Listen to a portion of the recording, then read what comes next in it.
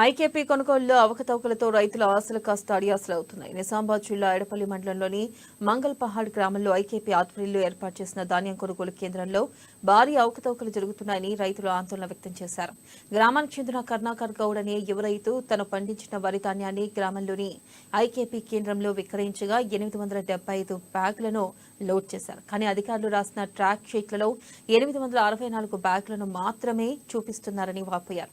దీంతో తనకు 4.5 క్వింటాల ధాన్యం డబ్బులు నష్టపోవాల్సి వస్తుందన్నారు. ఈ ఘటనపై జిల్లా కలెక్టర్ స్పందించి త్వరితగిన విచారణ జరిపించి తమకు న్యాయం చేయాలని రైతులు కోరుతున్నారు.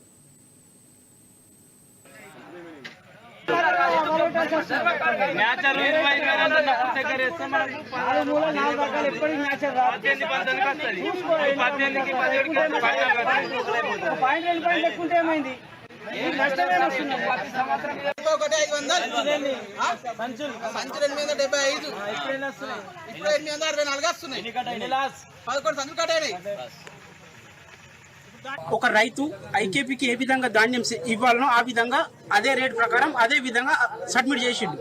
కానీ అక్కడికి వెళ్ళేసరికి వాళ్ళు 11 బ్యాగులు మైనస్ అని చెప్తారు. 876 బ్యాగులు ఇస్తే 864 బ్యాగుల లెక్క అప్ప చెప్తారు. దీనికి పరిష్కారం ఏంది? ఇప్పుడు వచ్చిన ఆఫీసర్లను అడిగితే వాళ్ళు మాకు తెలవనట్టుగా ఇర్రెస్పాన్సిబిలిటీగా వ్యవహరిస్తున్నారు. దీనికి పరిష్కారం మేము కోరుతున్నాం. రేవంత్ రెడ్డి సార్ గారు ఏమన్నారు, మాది రైతుల ప్రభుత్వం, మేము రైతుల కోసం పోరాడతాం, దాని మీద బోనస్ కూడా ఇస్తున్నామని చెప్పారు. సార్ ఫస్ట్ ఇక్కడ పెద్ద లొల్లి పడుతుంది, ఇక మీ బోనస్ ఎక్కడ సార్? దీని మీద పరిష్కారం చూపియండి, దయచేసి యాక్షన్ తీసుకోండి. వీళ్ళపైన ప్రతి సంవత్సరం వీళ్ళ మీద నెగిటివ్ నెగిటివ్ నెగిటివ్, ఎప్పుడైతే పాజిటివ్. ఐకేపీ అంటేనే మంగళపాడు గ్రామంలో నెగిటివ్. అదే ఏం చేసిందంటే మహిళలకు కూడా ఇవ్వాలని చెప్పేసి వీళ్ళకి మహిళా కోట కింద వీళ్ళకి అప్పచెప్పింది. కానీ వీళ్ళు ఏం చేస్తున్నారు అంటే వీళ్ళ ద్వారా కూడా అయింది, ప్రయత్నం చేస్తున్నారు, కానీ అక్కడ మైనస్ వచ్చింది. దానికి మార్గం ఏంది?